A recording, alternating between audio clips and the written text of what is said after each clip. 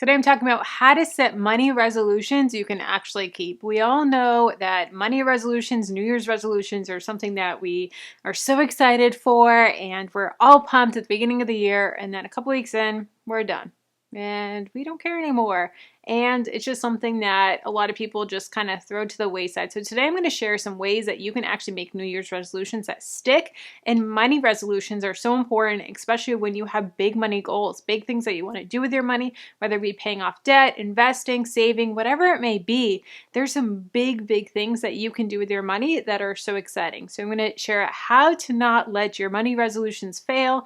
92% of New Year's resolutions fail. Yeah, that's crazy. For me, for 2020, it was a big shift about halfway through the year with everything that happened in 2020. Halfway through the year, I took a step back. I reevaluated my resolutions. I threw some out the door because of 2020 and everything that was going on, and I made some new ones as well. And by the end of the year, I had some big goals and did some big things with our money, which is so exciting. If you have a side hustle that you're wanting to take to the next level, if you want to take it up a notch, or you want to start a side hustle, I have a brand new course called Dreamer to Profitable that is down below in the description box, but it's really going to help you to create systems in a business, how to have clarity, how to have confidence, how to increase your revenue. I go through all of that in the course. It's a super detailed, awesome course. So definitely check it out down below in the description, dreamertoprofitable.com. So like I said, we're going to talk about New Year's resolutions, how to make them stick, and how to make sure that they are resolutions that you bring throughout the whole entire year. And it's important to know why they don't stick. And a lot of reasons why New Year's resolutions don't stick is they're not specific enough, or they're too specific. So sometimes they're too specific of, I want to make $100,000 this year, or they're not specific enough, I want to make more money this year. Both of those are not going to be the best way to do it. So the best way is to know what resolutions work best for you, which goal setting ways work best for you. Some people want very specific, they like the SMART goals, they like the attainable goals, because if they do big goals, then if they don't hit them, they feel like a failure. So you need to know what works best for you and your mentality, what works best for you and your personality. Maybe attainable goals are better for you of, I want to hit this amount, this mark is going to be attainable for me. If I don't hit it, then I'm going to feel like a failure. If I do hit it, then I feel like a winner. Knowing that is so important. Or you could be like me and like big goals. I'm the type of person, if I hit attainable goals, I'm never going to pass them. I don't know what it is, but about my brain that if I hit that attainable goal, it just stops there. If I hit big goals, then I work harder. So like for me in my business, for so long, I had a goal of I wanted to make $2,000 a month in my business. And I had that goal for months, and every single month I was only making $1,500, $1,700, but I was never able to hit that 2,000 mark or pass it. Then I had my goal at 5,000. That very next month, I went from goal of 2,000 to 5,000. I had a $3,000 month. That very next month, because in my brain I had that cap limited, that it brought up a step. Now I have my goal of $20,000 a month because I want to well pass it, and I don't want to stop at 5,000. Now I'm getting consistent $5,000 a month revenue in my business. So knowing what works best in your personality is so important. Are you the type that needs attainable goals, or are you the type that needs big goals? Knowing, and either one is fine. Either one is totally okay. You just need to know what's best for you and your personality. The next step to actually hit your money goals and make sure that you complete your New Year's resolutions is to reverse engineer them. So work backwards and figure out what you need to do to hit those goals. Okay, so you want to make $120,000 this year. Reverse engineer that. Okay, that means I need to make $10,000 a month. Okay, let's reverse engineer that. That means I need to do X, Y, and Z. So reverse engineer your goals to figure out what action you need to do right now versus just a big goal of, I want to do this. That's not going to get you there. Next is a big one. And this is lead indicators versus lag indicators. And this is something that I learned in the book 12-Week Year. It was a game changer for my business and a game changer for my life, to be honest with you. So lead indicators are indicators in actionable steps that you're going to do to help you to get your goal. A lot of times we just have these goals of, I want to make this, I want that. Well, what are you going to do to make that happen? So for instance, I want 50,000 subscribers on YouTube. Just writing the goal of 50,000 subscribers is not enough. I need to set actionable tasks that are going to help that to happen. So I need to make sure I'm pumping out videos, that I'm doing videos. I need to make sure that I'm doing research to make sure that those videos rank in Google, do SEO. I need to make sure that maybe I'm collaborating with other YouTubers and bringing in new audience. I need to make sure that I am doing X, Y, and Z. These are the steps, these are the action plans that I need to do to make that happen. So lead indicators are those actionable things that you're going to do versus lag indicators, which are just, I want to make 130,000. I want 50,000 subscribers. I want to be skinny.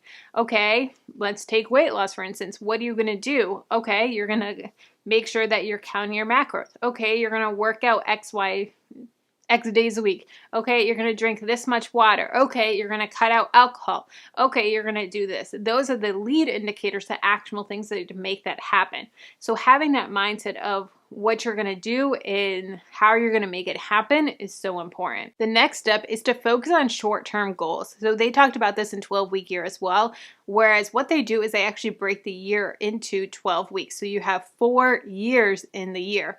So you're saying that this 12-week year is a full year and what you're going to do in that 12 weeks. What tasks you need to get done.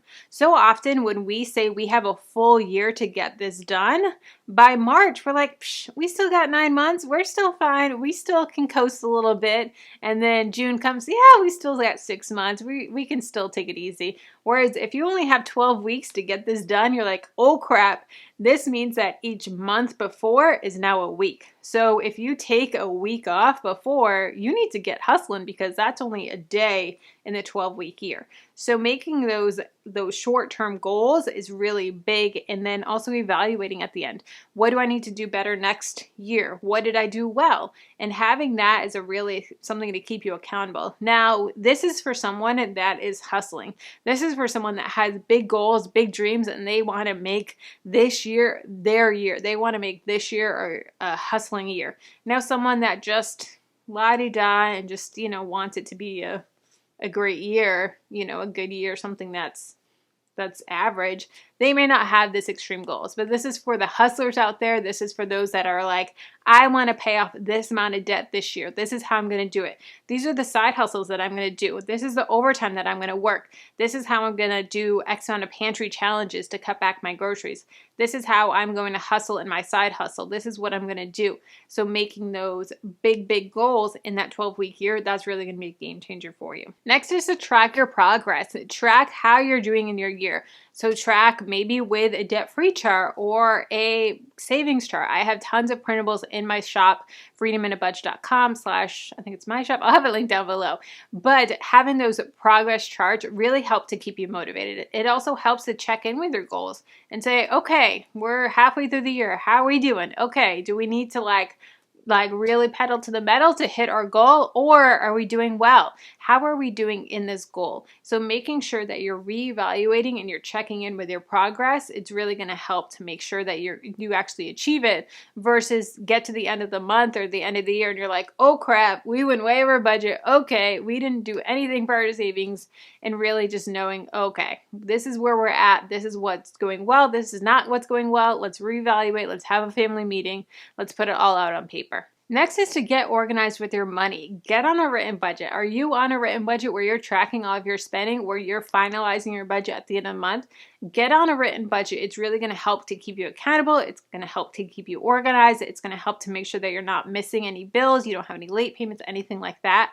I have my printable down below in the description box. I also offer a service where I can make you a budget and do all that for you as well and put all the numbers in, make it all pretty, make it all organized for you. I'll have that link down below in the description box for you if you do want to do that. And then also automate your finances. Make sure that your bills are automated. Have them on auto pay, have your savings on auto pay, have your investing automatically deducted and going into your investments. Having that pre-done for you so that you don't have to think about it. You don't have to be like, oh, we're just going to skip this week. No, it's done. So now if we go over budget and something else, we got to cut back because that automation is there and it's going to keep you accountable and it's going to keep you on track and keep you motivated. Next is to educate yourself. So often we hear these terms and we're not sure what they mean and we just pretend like we know them. We just nod our head and smile. But no, do the work, educate yourself. Do a quick Google search and learn these terms. Learn them in a way that you can explain them to someone if someone asks, hey, what's a dividend? Hey, what's an ETF? Hey, what's this? That you can explain what it is. So educate yourself, because knowledge is power, and so often we don't understand these terms, and therefore they hurt us in the long run. For so many years, I didn't educate myself about investing. I didn't educate myself about money, and it really hit me in the butt, and it really hurt me in the long haul. And I could have been so much further along in my financial journey if I had just taken that time to educate myself versus just brushing under the rug and be like, yeah, I know what that is, I think. So take time to educate yourself. Knowledge is power. You got this. If you want to know how to stop living paycheck to paycheck, how to get 1 month ahead on your bills, check out this video here. And if you want to know how I went from having my car repossessed to earning 6 figures, it gets personal, check out that video here.